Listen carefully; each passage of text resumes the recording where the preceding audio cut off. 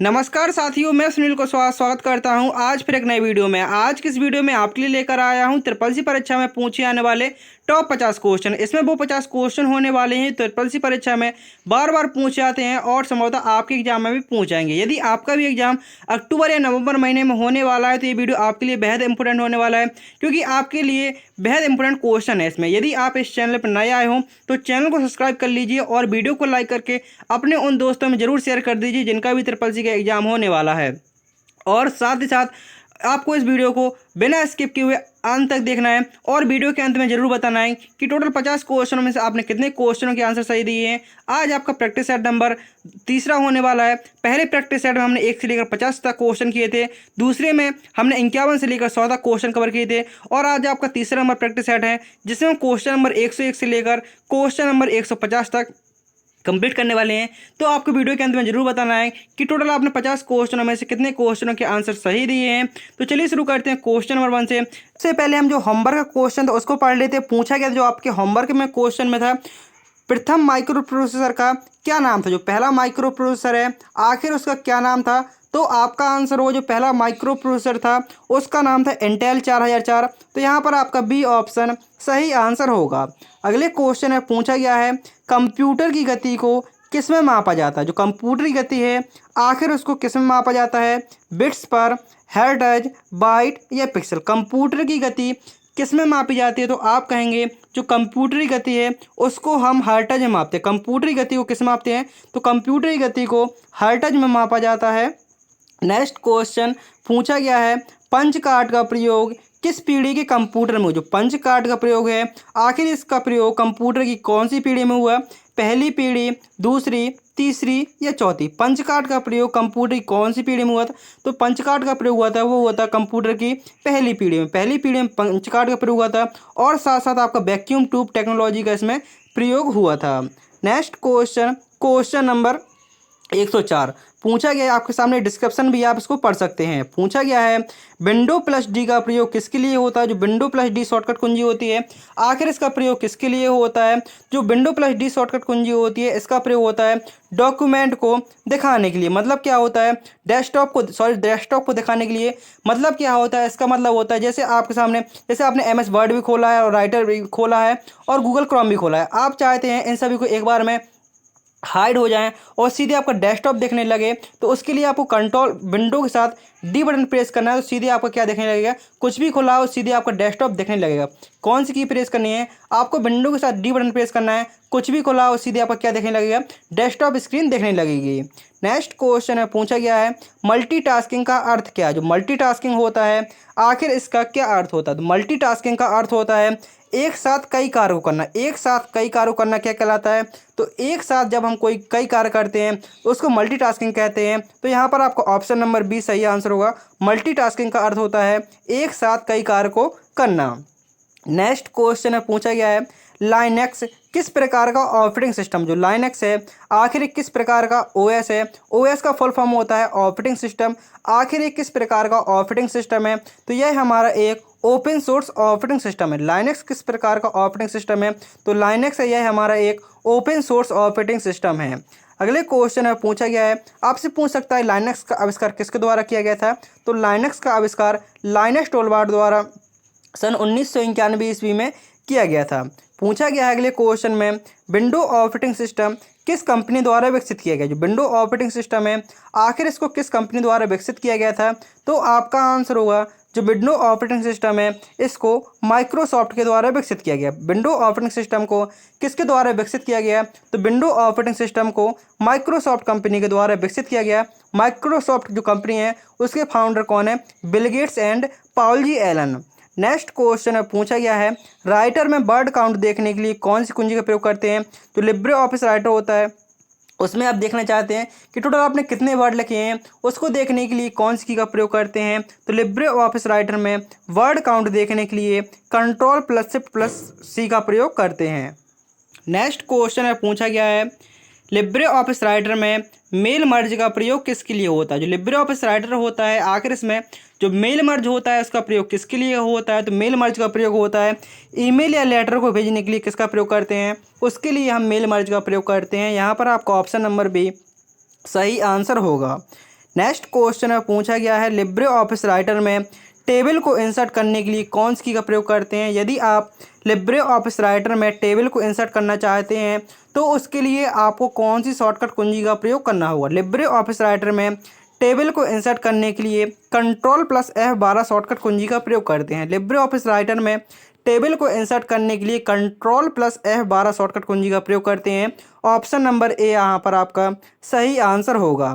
Next question में पूछा गया है लिब्रे ऑफिस कैल्क में मेन फंक्शन, जो लिब्रे ऑफिस कैल्क होता है जो लिब्रे ऑफिस कैल्क होता है उसमें जो मेन फंक्शन होता है उसका प्रयोग किसके लिए करते हैं। तो जो मेन फंक्शन होता है उसका अर्थ होता है न्यूनतम मान निकालने के लिए, मतलब छोटे मान को निकालने के लिए। जैसे आपके यहाँ पर 10 लिखा है, 20 लिखा है, 50 लिखा है और यहाँ पर 2 लिखा है, तो आपने जैसे पूरी रेंज सिलेक्ट की तो सबसे छोटे मान को निकाल के दे देगा। छोटे मान को निकालने के लिए मेन फंक्शन का प्रयोग करते हैं। और वहीं पर पूछे अधिकतम मान निकालने के लिए किसका प्रयोग करते हैं, तो अधिकतम मान को निकालने के लिए मैक्स फंक्शन का प्रयोग करते हैं।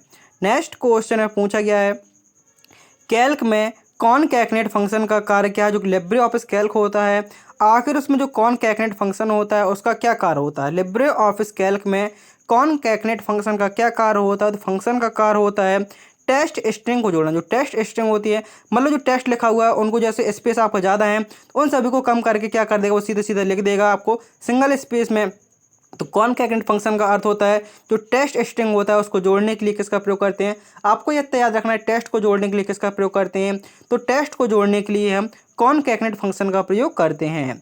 नेक्स्ट क्वेश्चन नंबर 113 में पूछा गया है कैल्क में सेल को एडिट करने के लिए कौन सी की का प्रयोग करते हैं। यदि आप लिब्रे ऑफिस कैल्क में सेल को एडिट करना चाहते हैं तो उसके लिए आपको कौन सी की का प्रयोग करना होगा। लिब्रे ऑफिस कैल्क में सेल को एडिट करने के लिए F2 शॉर्टकट कुंजी का प्रयोग करते हैं। सेल को एडिट करने के लिए F2 शॉर्टकट कुंजी का प्रयोग करते हैं।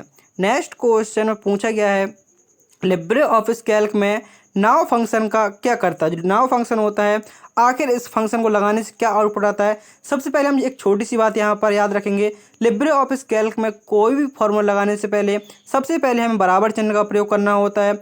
आखिर नाउ फंक्शन से क्या आता है, तो इससे हमारे तारीख और समय दोनों आती है। यदि आप समय और तारीख दोनों को एक बार में इंसर्ट करना चाहते हैं तो वहाँ पर आपको इक्वल नाउ फंक्शन का यूज करना होगा और आप एंटर कर देंगे तो समय और तारीख जो भी होगी आज की वो अपडेटेड आपके पास आ जाएगी। अगले क्वेश्चन में पूछा गया है लिब्रे ऑफिस इम्प्रेस में स्लाइड शो को शुरू करने के लिए कौन शॉर्टकट कुंजी का प्रयोग करते हैं। यदि आप लिब्रे ऑफिस इम्प्रेस में स्लाइड शो को शुरू करना चाहते हैं तो उसके लिए आपको F5 शॉर्टकट कुंजी का प्रयोग करना होगा। जैसे आप F5 शॉर्टकट कुंजी प्रेस करेंगे तुरंत आपकी जो स्लाइड बनाई है आपने तुरंत आपके रन होना शुरू हो जाएंगे। तो स्लाइड शो को शुरू करने के लिए किसका प्रयोग करते हैं, तो उसके लिए हम F5 शॉर्टकट कुंजी का प्रयोग करते हैं। नेक्स्ट क्वेश्चन में पूछा गया है लिब्रे ऑफिस, जैसे आपके सामने लिखा होता है राइटर कैल्क इम्प्रेस, तो उसके आगे लिब्रे ऑफिस, क्योंकि ये लिब्रे ऑफिस के हिस्सा होते हैं Libre office writer, Libre office Calc और लिब्रे ऑफिस इम्प्रेस। तो पूछा गया है इम्प्रेस में एनिमेशन पेन किसके लिए प्रयोग होता है। जो एनिमेशन पेन होता है आखिर इसका प्रयोग किसके लिए होता है, तो आप कहेंगे जो एनिमेशन पेन होता है उसका प्रयोग करते हैं एनिमेशन इफेक्ट को नियंत्रित करने के लिए। एनिमेशन इफेक्ट को नियंत्रित करने के लिए किसका प्रयोग करते हैं, तो एनिमेशन इफेक्ट को नियंत्रित करने के लिए हम एनिमेशन पेन का प्रयोग करते हैं। ऑप्शन नंबर बी आपका यहाँ पर सही आंसर होगा। नेक्स्ट क्वेश्चन में पूछा गया है स्लाइड मास्टर का प्रयोग किसके लिए होता है। जो स्लाइड मास्टर होता है आखिर इसका प्रयोग किसके लिए होता है, स्लाइड डिलीट करने के लिए, प्रेजेंटेशन फॉर्मेट को कंट्रोल करने के लिए, डेटा एंट्री के लिए, या स्लाइड कॉपी करने के लिए। स्लाइड मास्टर का प्रयोग किसके लिए होता है, तो जो स्लाइड मास्टर होता है इसका प्रयोग होता है प्रेजेंटेशन फॉर्मेट को कंट्रोल करने के लिए। मतलब कहने का आपने जितनी भी स्लाइड बनाई हैं उन सभी को एक साथ आप जैसे उसका डिजाइन बदलना चाहते हैं तो आप स्लाइड मास्टर की मदद से एक ही बार में सभी स्लाइडों का कलर या डिजाइन उसका चेंज कर सकते हैं। पूछा गया है मॉडेम का मुख्य कार्य क्या होता है। जो मॉडेम होता है आखिर इसका मुख्य कार्य क्या होता है, तो मॉडेम का मुख्य कार्य होता है डिजिटल को एनालॉग और एनालॉग को डिजिटल में कन्वर्ट करना। ये मॉडेम का कार्य होता है। आपसे मॉडेम की फुल फॉर्म पूछ सकता है, तो मॉडेम की फुल फॉर्म होती है मॉड्यूलेटर डीमॉड्यूलेटर, और इसका मुख्य कार्य होता है डिजिटल सिग्नल को एनालॉग और एनालॉग सिग्नल को डिजिटल सिग्नल में कन्वर्ट करना। अगले क्वेश्चन में पूछा गया क्वेश्चन नंबर 19 में वाईफाई का वाईफाई किस तकनीक पर आधारित, जो वाईफाई है आखिर ये किस तकनीक पर आधारित है, और वाईफाई का फुल फॉर्म क्या होता है। तो वाईफाई का फुल फॉर्म होता है वायरलेस फिडेलिटी, और यह है वायर्ड मिस, कहने का मतलब है बिना वायर का जैसे आपका वाईफाई कनेक्ट होता है। तो वाईफाई किस प्रकार की तकनीक है, तो यह हमारे रेडियो वेव्स तकनीक है। ऑप्शन नंबर आपका यहाँ पर सी सही आंसर हो जाएगा। नेक्स्ट क्वेश्चन में पूछा गया है यूआरएल का मुख्य भाग कौन सा नहीं है, निम्न में से कौन सा यूआरएल का भाग नहीं है। तो आप कहेंगे प्रोटोकॉल होता है, डोमेन नेम होता है, पाथ होता है, लेकिन प्रिंटर नेम नहीं होता है। तो यहाँ पर आपका ऑप्शन नंबर डी सही आंसर होगा। यूआरएल का कौन सा भाग नहीं है, तो आप कहेंगे प्रिंटर नाम का उसमें कोई भाग नहीं होता है। यूआरएल का फुल फॉर्म होता है यूनिफॉर्म रिसोर्स लोकेटर। अगले क्वेश्चन में पूछा गया है 1 Gbps का अर्थ क्या है, जो 1 Gbps का अर्थ क्या होता है। तो 1 Gbps का अर्थ होता है 1 गीगाबाइट पर सेकंड, 1 गीगाबाइट पर सेकंड होता है, लेकिन यहाँ पर आप देखेंगे गीगाबाइट से नहीं लिखा हुआ, तो आपका आंसर होगा 1 बिलियंस बिट्स पर सेकंड, क्योंकि यहाँ पर किसमें पूछ रहा है डेटा आपका बिट्स में पूछ रहा है, यहाँ पर गीगाबाइट है, गीगाबाइट मैंने पूछ कर वो बिट्स में पूछ रहा है, तो आपका आंसर होगा 1 बिलियन बिट्स पर सेकंड। ऑप्शन नंबर बी आपका यहाँ पर सही आंसर होगा। आप कितना भी क्वेश्चन याद रखे होंगे, लेकिन आपको ये क्वेश्चन कन्फ्यूजन आ ही जाएगी, क्योंकि आपको पता है 1 GB का अर्थ होता है 1 गीगाबाइट पर सेकंड, लेकिन ये आपका आंसर बिट्स में पूछा तो क्या होगा 1 बिलियन बिट्स पर सेकंड। नेक्स्ट क्वेश्चन में पूछा गया है ईमेल में अटैचमेंट जोड़ने के लिए कौन सी का प्रयोग करते हैं। यदि आप ईमेल में अटैचमेंट करना चाहते हैं, वैसे मतलब क्या, जैसे आपको उसमें कोई फोटो हो या कोई पीडीएफ को ऐड करना चाहते हो, अटैचमेंट जोड़ने के लिए कौन सी का प्रयोग करते हैं। तो अटैचमेंट जोड़ने के लिए Ctrl+Shift+A शॉर्टकट कुंजी का प्रयोग करते हैं। किसका प्रयोग करते हैं, Ctrl+Shift+A शॉर्टकट कुंजी का प्रयोग करते हैं।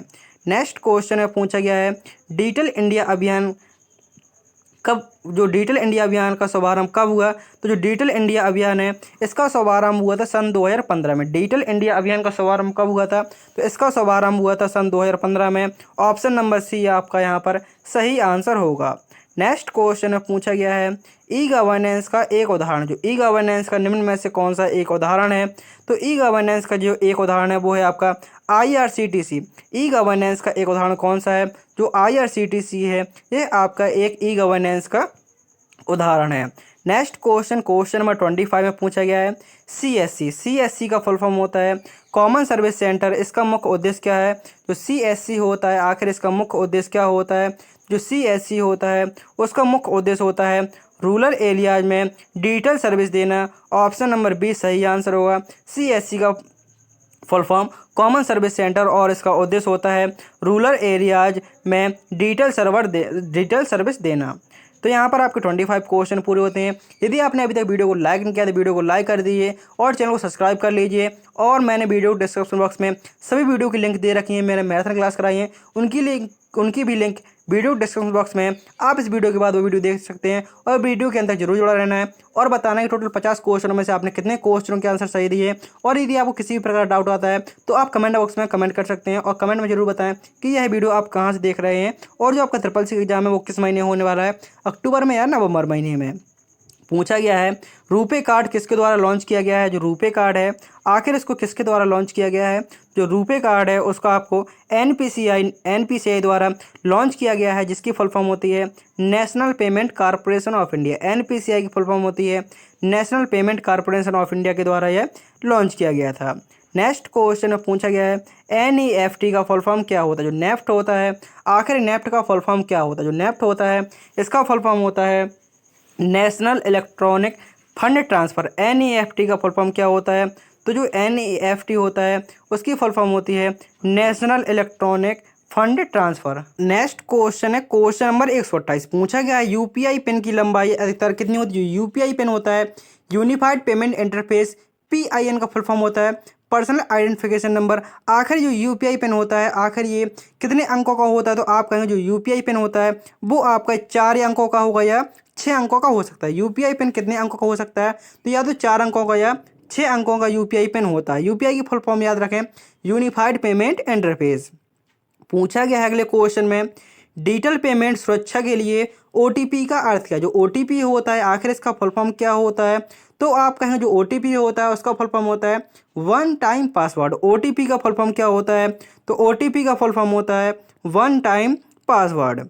नेक्स्ट क्वेश्चन अब पूछा गया है रैनसमवेयर किस प्रकार का, जो रैनसमवेयर है आखिर ये क्या है, जो रैनसमवेयर है ये आपका एक मेलवेयर है। तो ऑप्शन नंबर बी आपका यहाँ पर सही आंसर होगा। इसका कार्य होता है डेटा को एन्क्रिप्ट करके फिरौती मांगना। कहीं पर भी आपसे फिरौती मांगने की बात की जाए, पैसे मांगने की बात की जाए, तो वो वहाँ पर क्या लगेगा आपका आंसर, रैनसमवेयर लगेगा। और यह क्या होता है, यह आपका एक मेलवेयर होता है। नेक्स्ट क्वेश्चन में पूछा गया है कैप्चर का प्रयोग किसके लिए करते हैं। जो कैप्चर होता है आखिर इसका प्रयोग किसके लिए करते हैं। इसका प्रयोग होता है ह्यूमन और बॉट में फ़र्क को पहचानने के लिए। किसका प्रयोग करते हैं, ह्यूमन और बॉट्स में पहचान करने के लिए हम कैप्चा का प्रयोग करते हैं। अगले क्वेश्चन में पूछा गया है जो HTTPS होता है उसमें आखिर S का क्या अर्थ होता है। जो HTTPS होता है आखिर उसमें S का अर्थ क्या होता है। तो S का अर्थ होता है सिक्योर। S का अर्थ क्या होता है, सिक्योर होता है। और इसकी जो फुल फॉर्म होती है वो होती है hyper text transfer protocol secure. HTTPS की फुल फॉर्म होती है hyper text transfer protocol secure. Next question में पूछा गया जो VPN होता है आखिर VPN का प्रयोग किसके लिए करते हैं और इसकी फुल फॉर्म क्या होती है। जो VPN होता है इसकी फुल फॉर्म होती है वर्चुअल प्राइवेट नेटवर्क। VPN की फुल फॉर्म होती है वर्चुअल प्राइवेट नेटवर्क, यह VPN की फुल फॉर्म होती है। और इसका कार्य होता है डेटा को पर्सनल बनाने, मतलब डेटा को वर्चुअल प्राइवेट नेटवर्क बनाने के लिए किसका प्रयोग करते हैं, आपका VPN का प्रयोग करते हैं।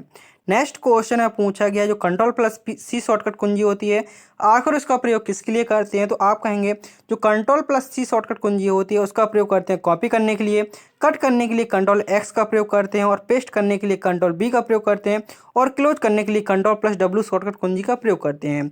Ctrl+C से क्या होता है, Ctrl+C से कॉपी होता है, Ctrl+X से कट होता है, Ctrl+V से पेस्ट होता है, Ctrl+W से क्या होता है, Ctrl+W से क्लोज होता है। तो आप बताएंगे अभी Ctrl+V का क्या कार्य होता है। जो Ctrl+V शॉर्टकट कुंजी होती है आखिर इसका क्या कार्य होता है। जो Ctrl+V शॉर्टकट कुंजी होती है आप कहेंगे अभी भी पढ़कर आए हैं Ctrl+V से क्या होता है, Ctrl+V का प्रयोग पेस्ट करने के लिए किया जाता है। पूछा गया अगले क्वेश्चन में Ctrl+Y शॉर्टकट कुंजी का प्रयोग किसके लिए करते हो। Ctrl+Y शॉर्टकट कुंजी होती है आखिर इसका क्या कार्य होता है। तो जो Ctrl+Y शॉर्टकट कुंजी होती है इसका कार्य होता है रीडो करने के लिए। रीडो करने की शॉर्टकट कुंजी होती है Ctrl+Y, अंडो करने के लिए Ctrl+Z का प्रयोग करते हैं। और आप सभी स्टूडेंट कमेंट करके बताएंगे कॉपी करने और कट करने के लिए कौन सी का प्रयोग करते हैं। कॉपी और कट करने के लिए कौन सी शॉर्टकट कुंजी का प्रयोग करते हैं, इसका आंसर आप सभी कमेंट करेंगे। पूछा गया है जो OMR होता है इसका प्रयोग कहाँ होता है। जो OMR होता है ऑप्टिकल मार्क रीडर का प्रयोग कहाँ होता है। तो आप कहेंगे इसका प्रयोग होता है एग्जामिनेशन आंसर शीट की चेकिंग करने के लिए किसका प्रयोग करते हैं। जो एग्जाम में आपको OMR शीट मिलती है आखिर उसको चेक करने के लिए आपको OMR का प्रयोग होता है। एग्जामिनेशन आंसर शीट को चेक करने के लिए OMR का प्रयोग होता है। नेक्स्ट क्वेश्चन में पूछा गया है बार कोड रीडर किस प्रकार की डिवाइस। जो BCR है आपसे फुल फॉर्म पूछ सकते हैं। जो BCR की फुल फॉर्म क्या होती है। तो BCR की फुल फॉर्म होती है बार कोड रीडर आखिर यह किस प्रकार की डिवाइस है। तो यह आपकी एक इनपुट डिवाइस है। BCR किस प्रकार की डिवाइस है, तो यह एक इनपुट डिवाइस है। नेक्स्ट क्वेश्चन में पूछा गया है प्रिंटर किस श्रेणी में आता है। जो प्रिंटर है आखिर ये किस श्रेणी में आता है। तो आप कहें जो प्रिंटर है ये हमारा एक आउटपुट डिवाइस के अंतर्गत आता है। कंप्यूटर किस प्रकार के डिवाइस के अंतर्गत आता है। कंप्यूटर हमारा ये आउटपुट डिवाइस के अंतर्गत आता है। QR कोड का फुल फॉर्म क्या होता है। जो QR कोड होता है आखिर इसका फुल फॉर्म क्या होता है। जो आप कहेंगे जो QR कोड होता है इसका फुल फॉर्म होता है क्विक रिस्पॉन्स कोड। QR का फुल फॉर्म होता है quick response code. Next question में पूछा गया है MICR का प्रयोग किस में होता है। जो MICR होता है आखिर इसका प्रयोग किस में होता है। तो जो MICR होता है उसका प्रयोग होता है बैंक चेक को पढ़ने के लिए। किसका प्रयोग होता है, बैंक चेक को पढ़ने के लिए आपका प्रयोग होता है MICR का। तो बैंक चेक में MICR का प्रयोग होता है। इसकी फुल फॉर्म होती है magnetic ink character recognition. Magnetic ink character recognition यह आपकी MICR की फुल फॉर्म होती है। OCR का प्रयोग किस लिए होता है। जो OCR होता है आखिर उसका प्रयोग किसके लिए होता है। तो जो OCR होता है इसका प्रयोग होता है, इसका सबसे पहले फुल फॉर्म जान लेते हैं। OCR का फुल फॉर्म होता है ऑप्टिकल कैरेक्टर रीडर, और इसका प्रयोग होता है कैरेक्टर को पहचानने के लिए। OCR का प्रयोग होता है कैरेक्टर को पहचान करने के लिए। नेक्स्ट क्वेश्चन में पूछा गया जो Ctrl+Q होता है आखिर इसका क्या कार्य होता है। Ctrl+Q शॉर्टकट कुंजी का कार्य होता है कट करने के लिए किसका प्रयोग करते हैं, क्विट करने के लिए Ctrl+Q शॉर्टकट कुंजी का कार्य होता है। नेक्स्ट क्वेश्चन है पूछा कि जो Ctrl+W शॉर्टकट कुंजी है आखिर इसका कार्य क्या होता है। जो Ctrl+W शॉर्टकट कुंजी होती है इसका कार्य होता है विंडो को बंद करने के लिए। जो आपका जैसे MS वर्ड खुला हुआ है उसको बंद करने के लिए किसका प्रयोग करेंगे, तो उसके लिए हम Ctrl+W का प्रयोग करेंगे। आप आल्ट के साथ F4 की मदद से भी इसको बंद कर सकते हैं। नेक्स्ट क्वेश्चन है पूछा गया है लिब्रे ऑफिस राइटर में हेडर को जोड़ने के लिए, जो हेडर होता है यह पेज का ऊपर वाला एरिया होता है, तो हेडर को जोड़ने के लिए किसका प्रयोग करते हैं, तो लिब्रे ऑफिस राइटर में हेडर को जोड़ने के लिए Ctrl+Alt+H शॉर्टकट कुंजी का प्रयोग करते हैं। अगले क्वेश्चन में पूछा गया है फुटर को जोड़ने के लिए किसका प्रयोग करते हैं, तो फुटर को जोड़ने के लिए लिब्रे ऑफिस राइटर में Ctrl+Alt+F का प्रयोग करते हैं। यदि हेडर पूछे तो यहाँ पर H आ जाएगा, फुटर पूछे तो क्या होगा, F हो जाएगा। नेक्स्ट क्वेश्चन में पूछा गया है क्लाउड स्टोरेज का एक उदाहरण कौन सा, निम्न में से कौन सा एक क्लाउड स्टोरेज का उदाहरण है, तो वो आपका आंसर होगा drop box. Option number A यहाँ पर आपका सही आंसर होगा। नेक्स्ट क्वेश्चन में पूछा गया है Ctrl+Shift+N शॉर्टकट कुंजी का क्या कार्य होता है विंडो में। जो विंडो में Ctrl+Shift+N शॉर्टकट कुंजी का प्रयोग करेंगे तो उससे क्या होगा, इसका प्रयोग होता है फोल्डर को बनाने के लिए। यदि आप एक नया फोल्डर बनाना चाहते हैं तो उसके लिए आपको Ctrl+Shift+N शॉर्टकट कुंजी का प्रयोग करना होगा। इसकी मदद से आप एक नया फोल्डर बना सकते हैं। पूछा गया कि टास्क मैनेजर को खोलने के लिए कौन सी की का प्रयोग करते हैं। यदि आप विंडो में टास्क मैनेजर को खोलना चाहते हैं तो उसके लिए आपको कौन सी की का प्रयोग करना होगा, तो विंडो में टास्क मैनेजर को खोलने के लिए Ctrl+Shift+Escape बटन का प्रयोग किया जाता है। और यहाँ पर आपको ऑप्शन नंबर बी और डी दोनों सही होंगे, क्योंकि दोनों की मदद से ही आपके टास्क मैनेजर खुल जाते हैं। एंड ये आपका आज की क्लास का लास्ट क्वेश्चन है। पूछा गया है कंप्यूटर में बिट का अर्थ क्या होता है। कंप्यूटर में बिट होता है, आखिर उसका क्या अर्थ होता है, तो बिट का अर्थ होता है बाइनरी डिजिट। बिट का अर्थ क्या होता है, बिट का अर्थ होता है बाइनरी डिजिट। और ये आपका क्वेश्चन होमवर्क के लिए है, इसका आंसर आप सभी स्टूडेंट कमेंट करना है। पूछा गया है जो HTML होता है आखिर इसकी फुल फॉर्म क्या होती है, hyper trainer marking language, hyper text markup language, high text marking language या हाइपर टेक्स्ट मेडअप लैंग्वेज। तो इसका आंसर आप सभी स्टूडेंट कमेंट करना है। उम्मीद करता हूँ कि आपको वीडियो पसंद आया होगा। कमेंट में जरूर बताएं टोटल 50 क्वेश्चन में से आपने कितने क्वेश्चनों के आंसर सही दिए हैं। यदि आपने अभी तक वीडियो को लाइक नहीं किया तो वीडियो को लाइक करके चैनल को सब्सक्राइब कर दीजिए। साथ साथ अपने उन दोस्तों में से जरूर शेयर कर दीजिए जिनका भी ट्रिपल सी का एग्जाम होने वाला है, क्योंकि आपके लिए डेली प्रैक्टिस सेट आने वाला है जो आपकी ट्रिपल सी परीक्षा के लिए रामबाण साबित होने वाला है। तो मिलते हैं नेक्स्ट वीडियो में। थैंक यू, टेक केयर, जय हिंद, जय भारत, वंदे मातरम।